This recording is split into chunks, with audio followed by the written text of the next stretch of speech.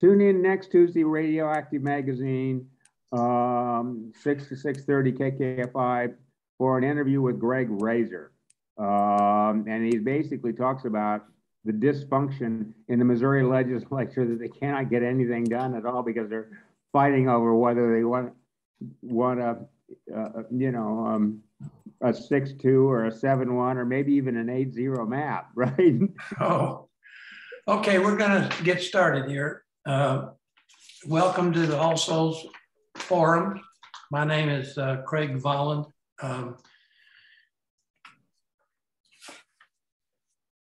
The forum's mission is to afford a platform for the discussion of significant issues, especially those which involve ethical values in the contemporary world, and to promote critical thinking.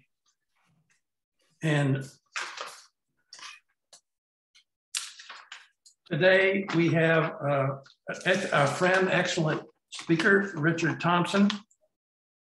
He's an All Souls member and former psychology major. Will be talking about society's prejudice against effeminate men, or Sissyphobia. And I hope he talks about where that term comes from. So Richard, go ahead. All right, thank you, Craig. We are working here.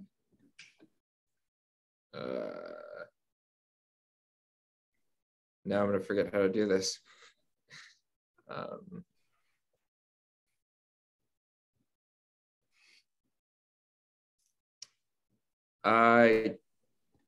Yeah, this isn't working out the way. Does anyone know? I thought.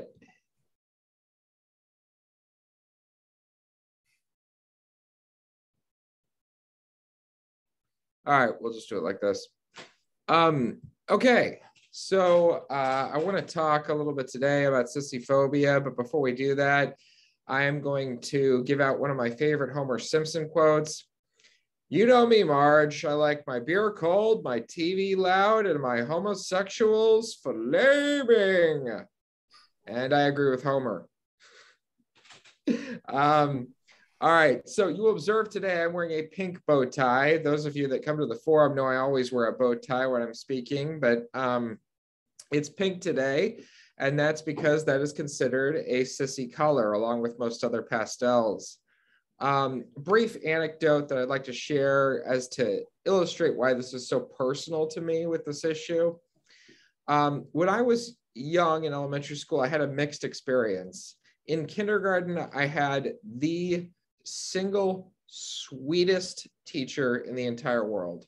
Her name was Mrs. Henderson, but bless her heart, she was old, and I think her memory was going on her. She used to call me Russell half the time. And then I was the victim of a lot of bullying. And the two worst bullies were Colin and Johnny, who were just terrible to me. But I did have friends. I made a friend named Jeff. And we initially became friends because he was my neighbor, basically. But I noticed something when I hung out with Jeff. And that was that the bullies stayed away. And I didn't understand this at the time, but in retrospect, it was because Jeff was a head taller and a lot stronger than they were. He was a very gentle soul, but they didn't want to mess with him. So Jeff and I became better friends because I didn't get picked on as much. Anyway, one day I was very, very sick with the stomach flu, and I was in the bathroom trying to throw up. And it was a one-holer in kindergarten. And Colin apparently had to use the restroom. He and Johnny burst in, threw me out of the bathroom, and slammed my finger in the door on the way out. And I went up crying to Mrs. Henderson. She said, "Oh, Russell, what's wrong?" And I opened my mouth to tell her, and I puked all over Jeff's pants. Now, I've told this story for two reasons. One, I think it's kind of funny, but two, more importantly, it illustrates a point here. I was kind of a sissy as a kid. I was bad at sports, except for a brief period in middle school when I was taller than everybody else. I was in middle school and high school, most of my friends were girls.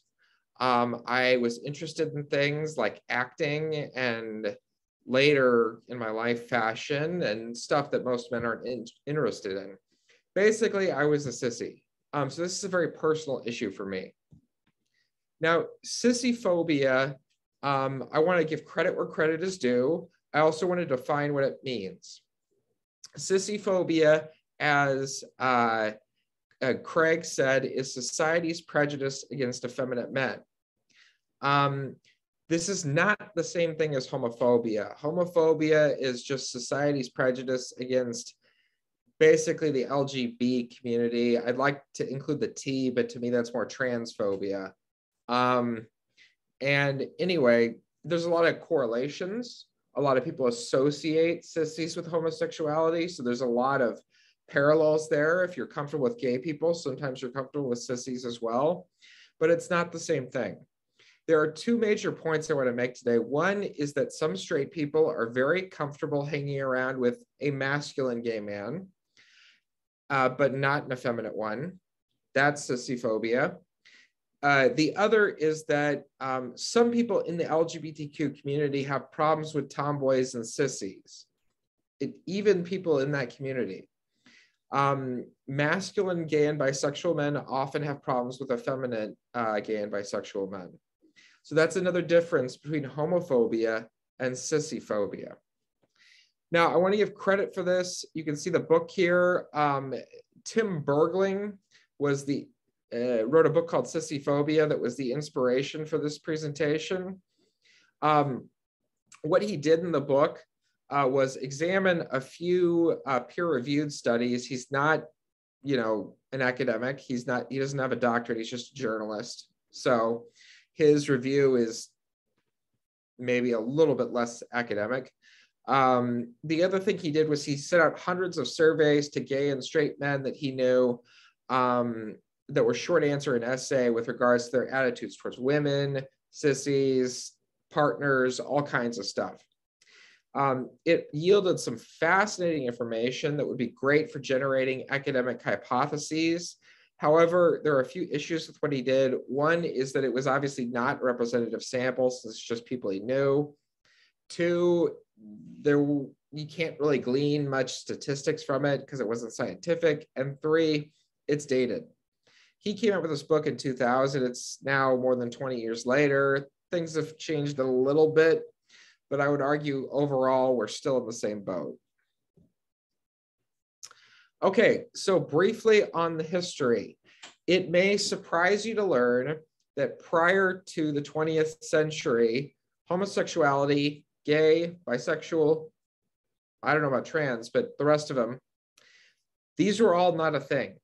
Sodomy could be an act that one did, but it didn't define you. The other thing is that being effeminate did not equate to being gay. Effeminate and flamboyant men were just seen as men that hung around too much with women. That's basically what people thought of them. And then came the trials of Oscar Wilde. And if you've never read about this or seen his the movies about him, I would really suggest it. Brief summary: Oscar Wilde was a flamboyantly gay, although he hid the gay part,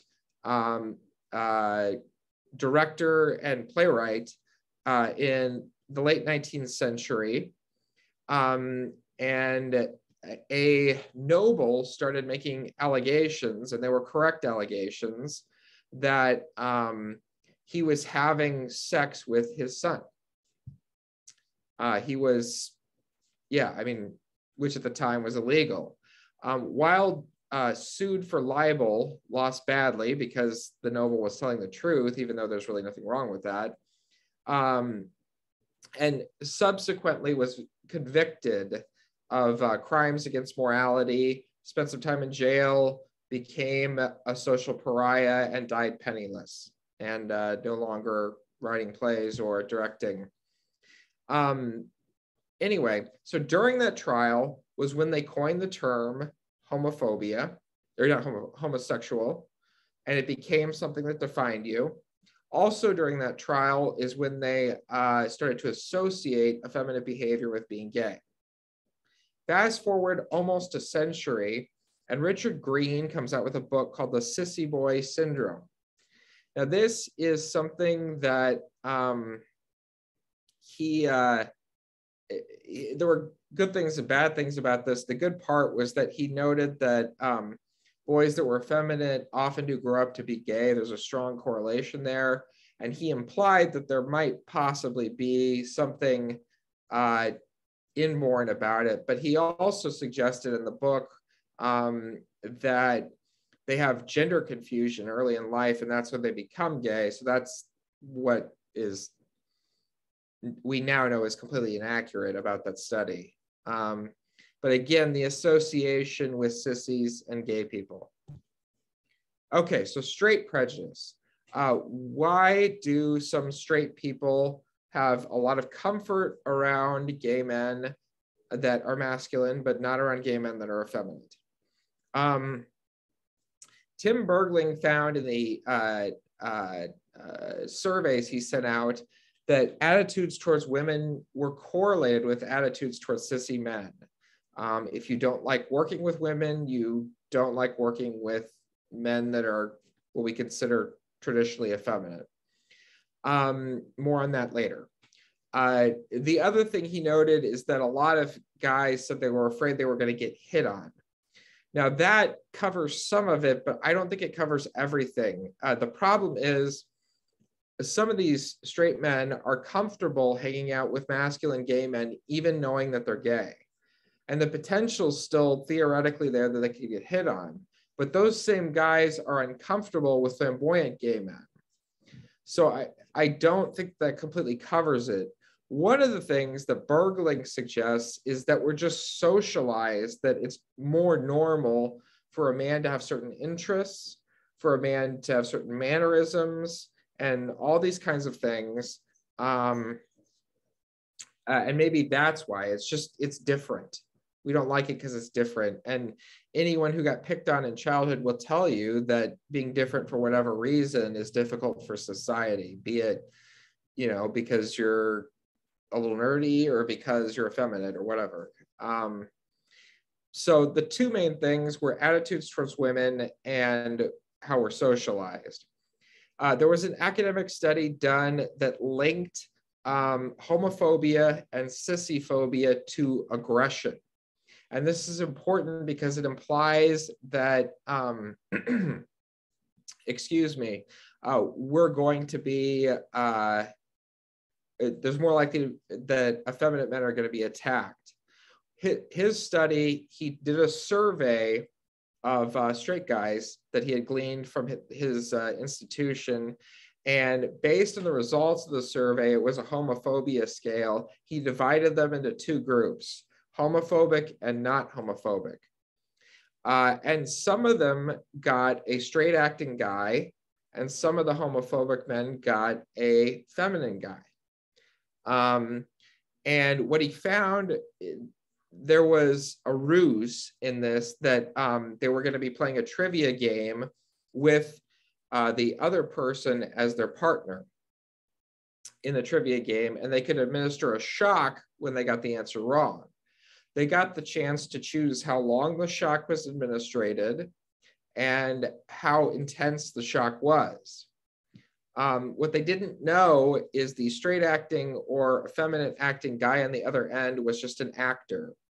And that he wasn't actually receiving any shocks. They just wanted to see if the homophobic men in the study were more likely to give a maximum shock to an effeminate guy. Well, 38% of the homophobic men gave a maximum shock to the feminine gay man. Only 3% of non-homophobic men gave the maximum shock. So that does link that to aggression, and that's why we can safely say that homophobia and sissyphobia, as I call it, are bad. As a side note that I think is completely hilarious, the same guy did a study that, again, he divided them into homophobic and non-homophobic groups and then showed them gay erotica. And about 20% of the non-homophobic men showed arousal. He used a device to measure it. And 80% of the homophobic men showed arousal. So maybe that has something to do with it. The enemy within, right? All right, so now we've got prejudice in the gay community, or better named the LGBTQIA+ community. There's masculine gay and bisexual men that are really bothered by flamboyant guys. There's even websites where you can go and date. At the time of the writing of Bergling's book, there was one called straightacting.com. A lot of guys seek out masculine traits in partners. A lot of guys don't like spending time or being friends with effeminate guys. I mean, it's definitely still a thing in the community. The question is, why do we seek the masculine traits, and why are we bothered by effeminate guys? Well, Bergling did an informal review of newspaper ads, and these were ads that were men seeking men. What he found was that 40% of the ads, they specifically said they wanted a masculine person to be their partner or boyfriend or whatever. Only 2% were specifically seeking feminine qualities. Now, this wasn't a representative sample and was not a scientific study, but that big of a discrepancy is very telling. There was also an academic study with scientific controls that was a representative sample done that confirmed that. Guy's name was Michael Bailey. Anyway, so why would we seek out masculine traits of partners, and why are masculine gay men bothered by effeminate men? Well, there's two reasons for that, and one of them had occurred to me and one of them had not. The first reason that had not occurred to me, just having been out for so long, was that they don't want to be found out. If a masculine guy goes out on a date with another masculine guy at a restaurant, not everybody's going to assume they're on a date. Some people might wonder, but they might also think, okay, they're doing a business deal, they're brothers, cousins, friends, whatever.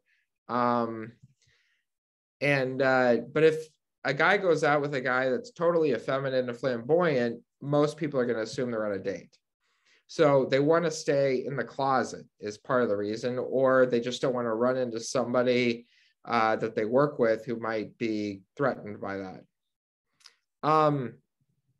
The other reason that they gave in the surveys Bergling set out was that they blame the prejudice they get on flamboyant men.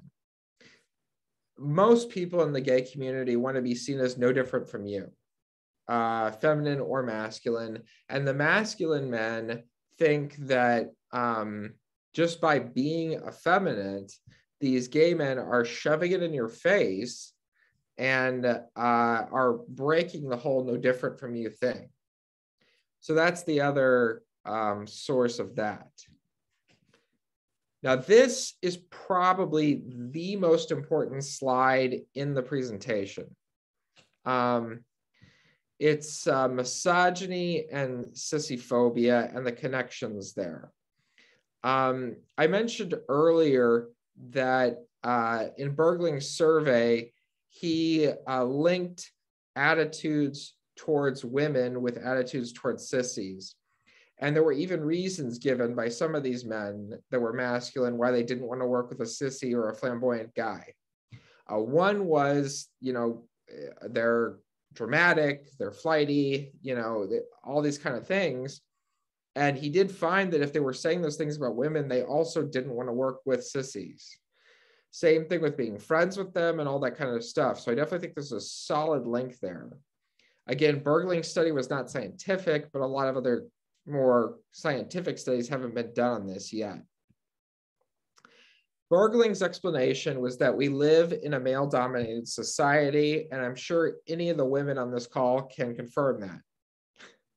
It's just a fact. We tend to devalue traditionally feminine qualities. So anyone who's willing to give up their God-given superiority as a male by acting like a girl is even worse than a girl. And there are many studies that link misogyny to homophobia and heterosexism. I've got one listed here from way back in the 90s. There's been dozens, if not hundreds of those studies though. And again, I do think homophobia and sissyphobia are not exactly the same thing, but this is one area where there's a parallel because a lot of people associate homosexuals with being sissies, at least the men. So I think that based on this information, we can learn that homophobia, heterosexism, sissyphobia, misogyny, they're all strongly linked. Bergling surveys also revealed that effeminate men and men that are feminists do think that misogyny is the reason why they get so much prejudice. So again, you know, that they suspect it, the survey correlated it. It's a whole thing. He even had one guy that said, you know, outside of my wife, I don't like spending time with women at all. And that guy was very, very not in favor of hanging out with sissy men. And some of these guys, again, you know, one of the surveys, he had a guy that was from San Francisco, and he said, that's like the gay capital of the world, or of America, you know? And even with that, you know, he didn't want to hang around women or effeminate guys. So he wasn't necessarily homophobic in that he had masculine gay men as friends, but he was sissyphobic and sexist, obviously. If anyone's trans on this call, I apologize if you're offended by the title of the slide. I am fully aware that drag is not the only form of being trans. I just thought it was a good play on words. One of the things I think we need to discuss is the fact that trans women of color are disproportionately the victims of violence, even more so than the rest of the trans community. Most of the deaths, most of the other violence that's done is done to trans women of color. Why is that? Well, one reason is because they fall into three minority groups. If you're racist, if you're sexist, if you're transphobic, that's three reasons to hate this person. Whereas with, you know, a white cisgender woman, it's just they're a woman. But the other reason I think why a trans woman might wind up getting more likely to be the victim of violence than a trans man is sissyphobia. These are men that are, for whatever reason, not conforming to the normal ways in which men dress. And they're not necessarily men, they're biological men, I should say. These biological men do not conform normally to the way men dress. And I think because of that, they're seen as sissies and they're more likely to be the victim of violence. All right, since we've got a little time here, I'd like to talk about the origins of the sissy, or the origins of species. You can see Darwin here with his little sunglasses. Anyway, Tim Bergling said there were sort of three camps on this. One is the essentialist theory. That's that we are born effeminate. It's inborn. And there's the same nature nurture sort of debates going on with homosexuality. But the essentialist theory would be more nature. It could be hormones in your mother's womb. You know, maybe if you're a tomboy, there was more testosterone in there. Maybe if you're a sissy, there was more estrogen in there. It could be genetics.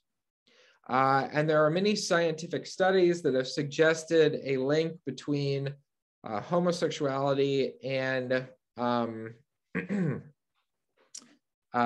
know, biology. And there are even a few starting to emerge about effeminate behavior. The two most famous studies are Simon LeVay's study done all the way back in 1991. I can't believe that study is over 30 years old, in which he found that gay men have a different structure to their brain than straight men do. Also, there was a study that came out that said gay men react differently to male pheromones than straight men do, which would suggest something neurological and inborn about that orientation. The other camp Bergling talks about is the social constructionist camp. This would be more your nurture camp in the nature-nurture controversy. And that's that we're all socialized and socially programmed to do whatever kind of intimacy we practice. And it may surprise you to learn that there's actually a few people in the community that believe in this, both with homosexuality and with sissiness. Gore Vidal would be the most famous of those. They point to sociological and historical studies on homosexuality. It is true that during certain times and certain places, homosexuality was more common than others. And there's reason for that is because we're socially programmed that, we can do this. I would posit another idea that maybe the reason why it's more frequent when society is more accepting is because less people are hiding it. If I was afraid of getting decapitated or mutilated or whatever because I was effeminate or was in a relationship with a man, I probably wouldn't do those things. Even if that was my natural biological tendency. There is a third school of thought that sort of combines both nature and nurture into this. And that's where Bergling falls. I also fall there, although I'm slightly more with the nature side on this issue. I don't think you can discount environment, but I've known guys that have been effeminate since they were 3 years old and still continue to be. I've also known guys that have changed a little bit when they got into the community. So I think both have valid points to make, but I also think that I tend to fall more with the essentialist or nature theory. Okay, so I want to end this presentation with a message about why the future, or even to an extent the present, there might be a lot of hope and positivity. When I was first coming out in 2005, I was scared to death to tell my sister. She was in 8th grade at the time. When I was in 8th grade, being gay was the last thing I wanted to be. People tend to call everyone fag. They say that's gay when they mean that's stupid. It was about as common as the flesh-eating virus. It was just not accepted at all. And I thought my sister would be thinking the same way. So I was very, very scared to tell her. And when I came out to her, she started laughing. And I was like, oh my God, is she going to say something nasty to me? And I said, are you bothered by this? And she said, no, I think it's really, really cool. And I was like, really? And she said, yeah, all my friends would have a gay best friend. And the reason being for that was because the entertainment media between the time I was in 8th grade and the time she was in 8th grade had started promoting both homosexuals and sissy behavior as okay. Will and Grace, Queer Eye for the Straight Guy, the L Word had all come out. The L Word's more lesbians, but and with her and her friends, they were particularly watching Queer Eye. And they wanted that gay man who could take them shopping, who could cook with them, who could do their hair as their best friend.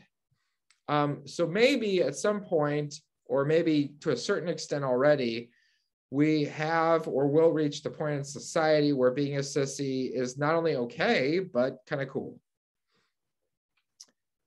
These are my citations. Anyway, with that, we can start up the collection. Craig, if you want to take that one. Thanks, Richard. That was actually a very academic presentation, and you should write that up maybe. But at any rate, it was very interesting. Right now, we're going to have question and answers in just a couple minutes.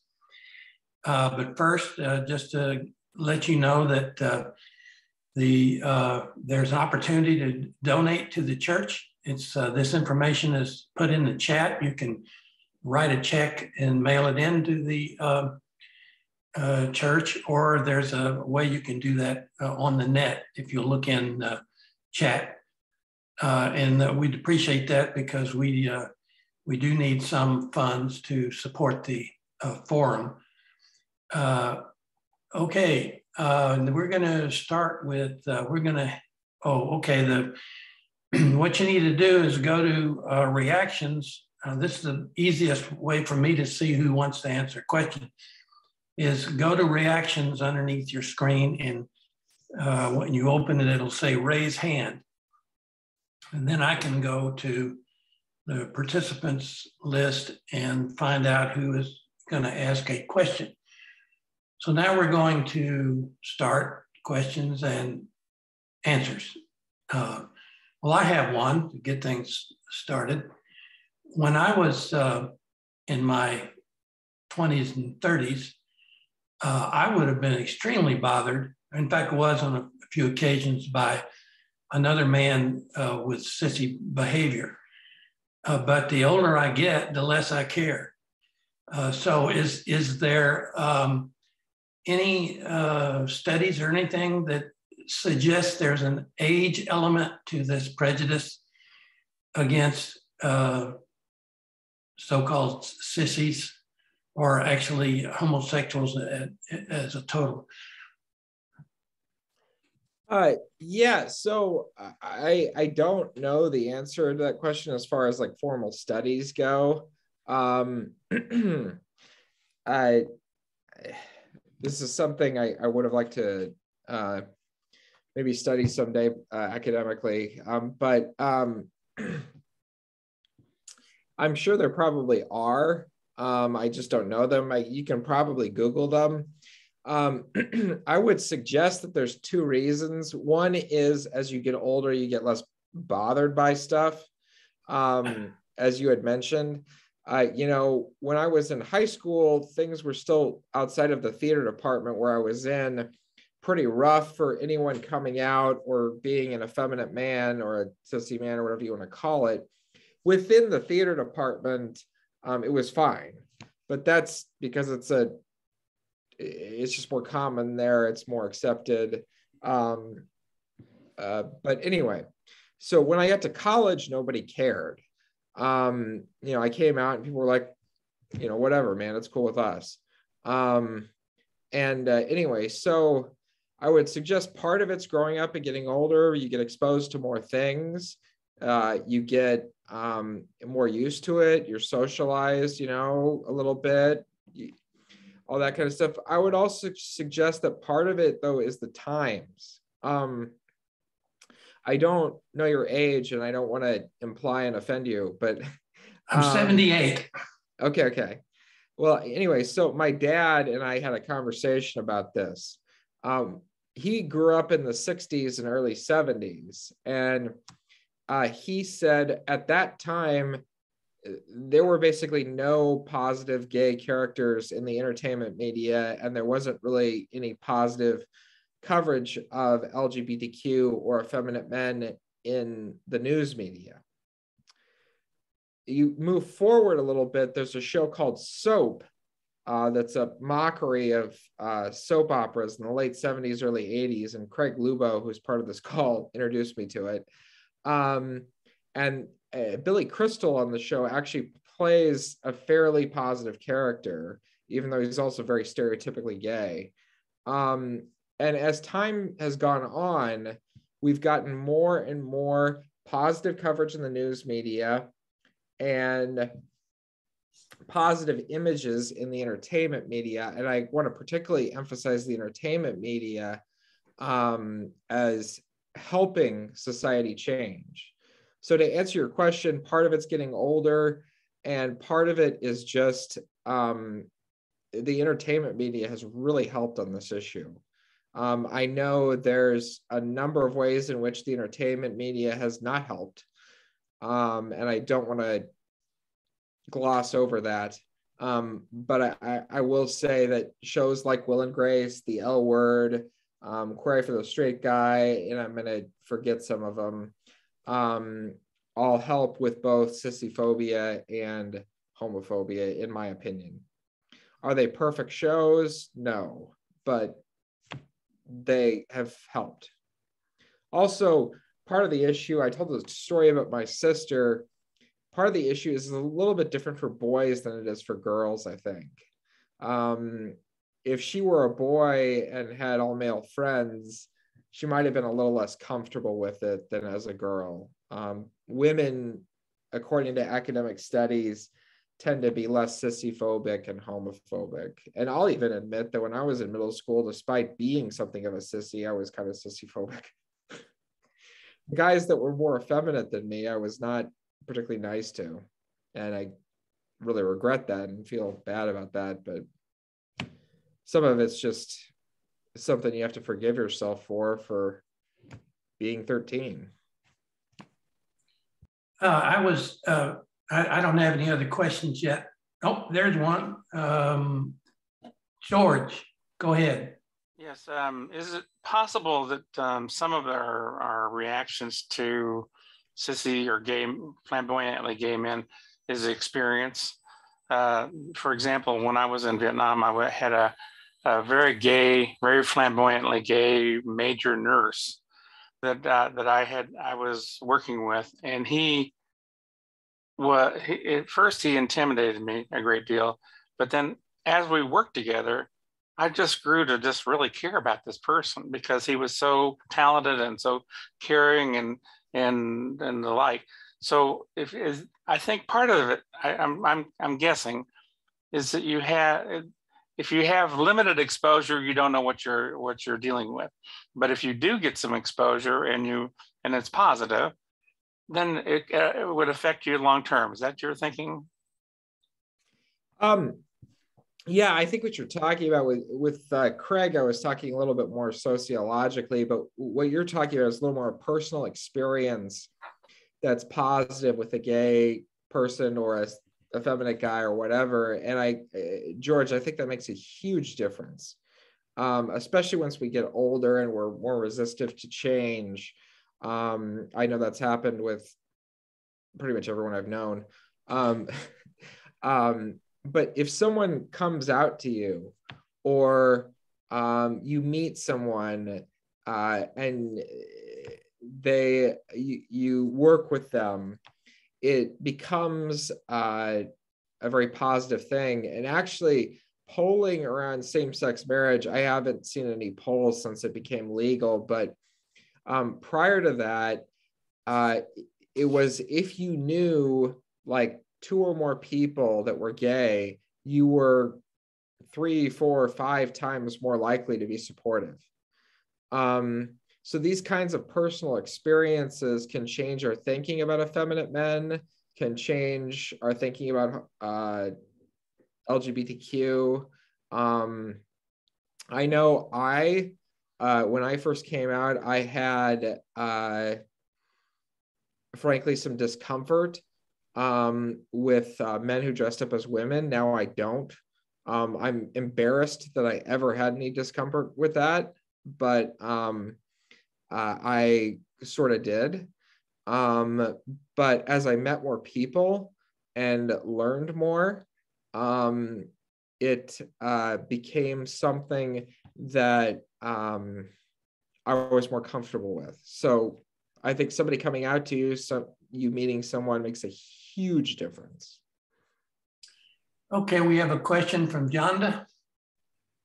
Good morning. Thanks for the talk. Thanks. What is it with the colors? I think I heard once that pink used to be a color that was more associated with boys. You know, you mentioned colors or ways of like tagging or identifying people because of pastels. Do you know any more about that? Just curious. I don't know, like sociologically how that's evolved and, like when exactly it became a thing to associate lavender and pink with femininity.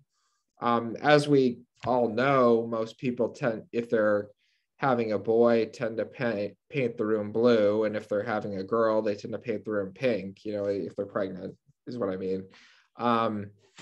But yeah, I really don't know when that became a thing. I don't know if that was, I've really been meaning to pick up the book Wilde, which is about the life of Oscar Wilde, because that incident and that point in time were so changing. And I wonder, as you asked me the question, if maybe that's kind of when that happened, but I really don't know. I mean, why, lavender and pink are effeminate. But that was a very good question. I'd like to research more on that. Yeah, it seems silly. It seems like just maybe a way of ostracizing them. Yeah, the other thing that's interesting is sort of in this vein is if a straight guy were to go to the store, he might be like, well, I don't want to buy a pink tie. That's kind of gay. But straightness continues to be something that's pretty much unmarked. You're not going to have a gay guy go to the store and say, I don't want to wear black. That's straight. No, it's not. I mean, so that's interesting too. That is less marked than the other way around. Okay, I've got another question. You mentioned a fascinating fact that I wasn't aware of, particularly that your experience or somebody did a study, I think, that women, particularly young women, are very comfortable with gay men. And I wonder, is that, or they like to have a best friend who's a gay man. Is that because then they don't feel like they're going to get hit on or they feel safer? Or do you have any explanation for that? Well, again, I can really only speak to personal experience when it comes to that. I have had some women give that answer. I feel safe with a gay man. I don't feel like he's going to hit on me. I don't feel like he wants to get in my pants because obviously he's not interested in what's in there. Yeah, I do think that's a factor in the women that I've known. But the biggest thing in the women that I've known is they want to do fun activities they do with their girlfriends with a guy. The ones that really have an affinity for gay men, they want them to, take them shopping and, have fun, trying on different outfits and stuff and get their opinion. So that, I think that's usually the main factor, but I do think what you mentioned of being hit on, I have heard that from some women. It's really easy for me to be friends with a gay guy because he's not interested in what's in my pants. As a side note, I once got recruited to be a male cheerleader for that reason. If somebody's got their hand up your skirt, it's better if he's not interested in what's in there.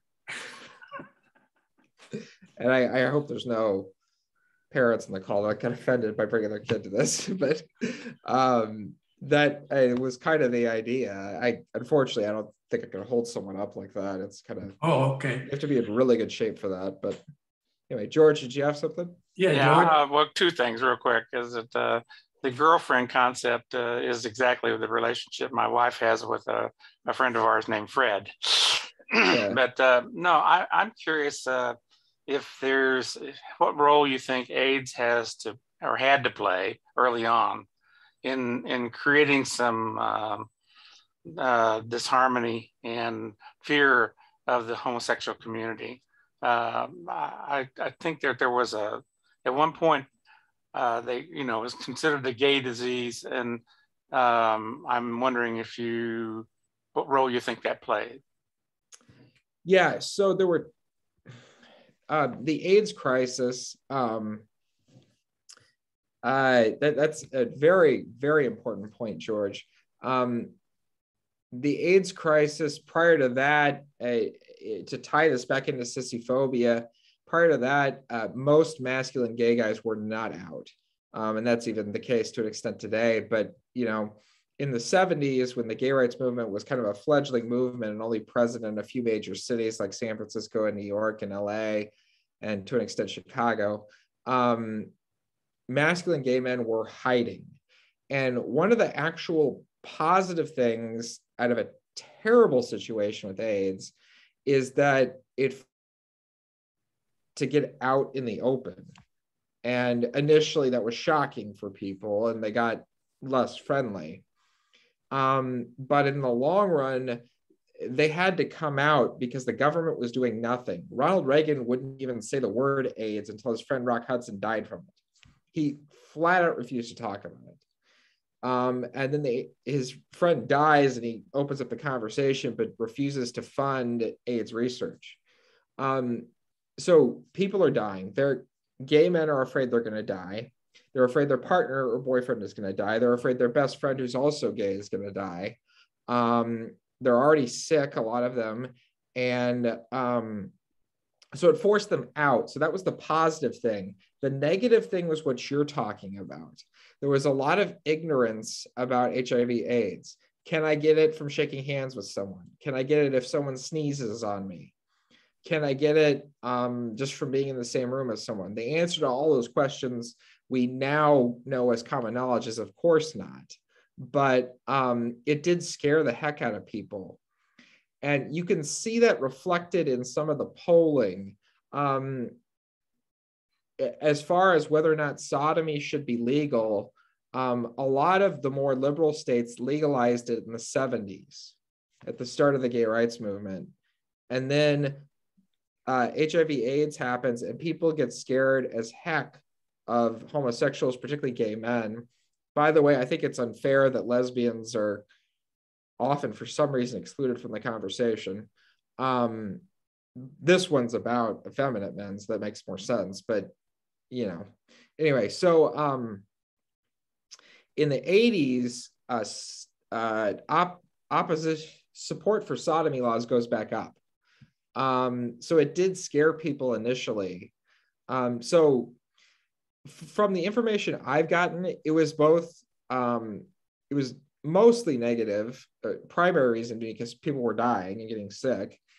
The other reason because it scared the heck out of a lot of straight people until Magic Johnson finally said, look, I've got it too, it's not a gay disease. But there was a little bit of positivity there, and that was that people started coming out and saying, look, I'm gay, do something about this, or we're all gonna die. And so there's, out of a terrible, awful situation, something positive did happen. Ken, you're up next. Ken? Yeah, I had that. Go ahead. I have 3 points, and you can address any and all. Liberace, I'm not entirely sure whether he was gay or effeminate, but he was noted for his wardrobe, and he seems to have been accepted as an entertainer. And Rock Hudson was already mentioned. Nobody really knew about him because he looked masculine and he acted masculine, but he died of AIDS. And the community, the homosexual community, was kind of upset that nobody did anything until a famous person died. And the third person I want to mention is Alan Turing. He is a code breaker, and yet when he died, he was condemned for his homosexuality. So can you say anything about recognition, acceptance of a person relative to his vocation? Boy, You know, it's interesting in that I do think it matters to an extent, you know, what community you spend your time in. If you're an actor or in really anything artsy, most people are going to be okay with there being gay, and there's a variety of reasons for that, and also be okay with effeminate men. There's, again, a variety of reasons for that. Part of it's that there tends to be less misogyny in those areas, and part of it's because they just get exposed to it more because there's more out gay men in those jobs. So I do think that makes a difference, you know, where you work, and how much you come out. I think I mentioned in high school, I was in the theater department, and it was very well accepted. There were a few out gay guys, and I don't think we had any lesbians, but I think that would have been fine. At least I hope.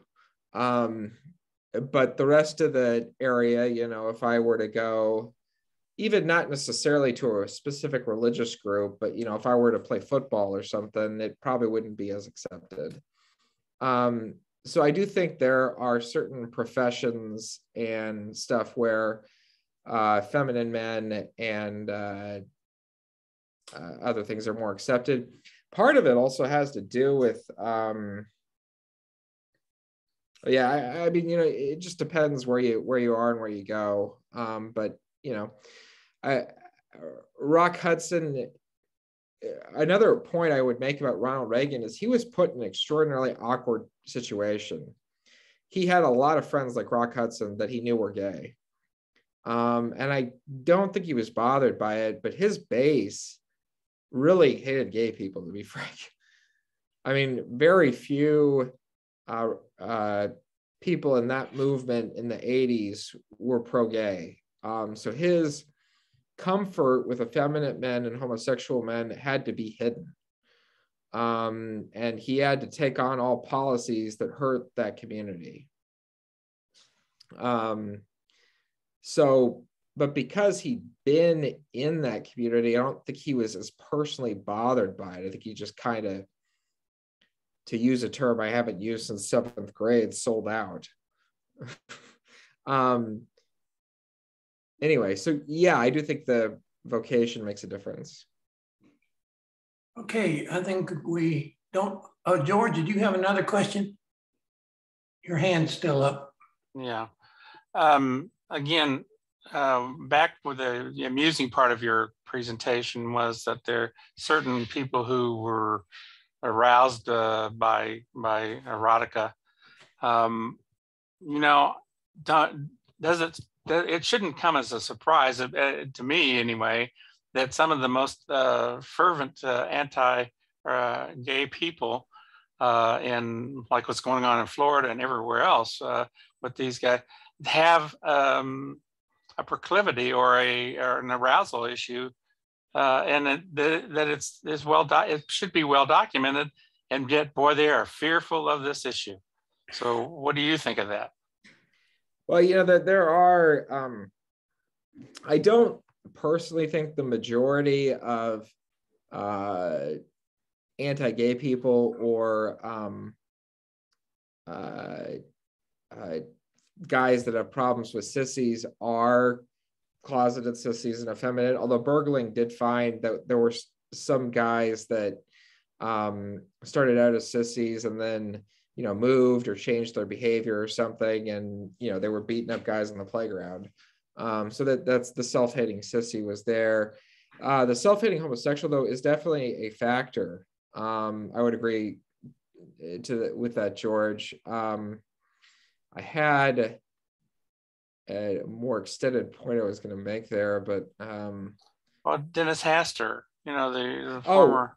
Yeah. So like Ted Haggart was my favorite story personally, who you know, was the evangelical advisor to President George W. Bush and very anti-gay, had an affair with a gay prostitute, and when they first confronted him with it, because the prostitute said, "Look, he's coming to me for sex and drugs."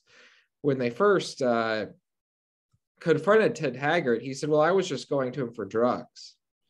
That was better to him than being gay. The other thing was, there's been a lot of guys like that. There was Larry Craig. There was, I mean, I'd say a third of the anti-gay Republican Party. Well, moral majority. Yeah, I mean, there's so many examples of the most, hateful anti-gay people actually were themselves having homosexual affairs.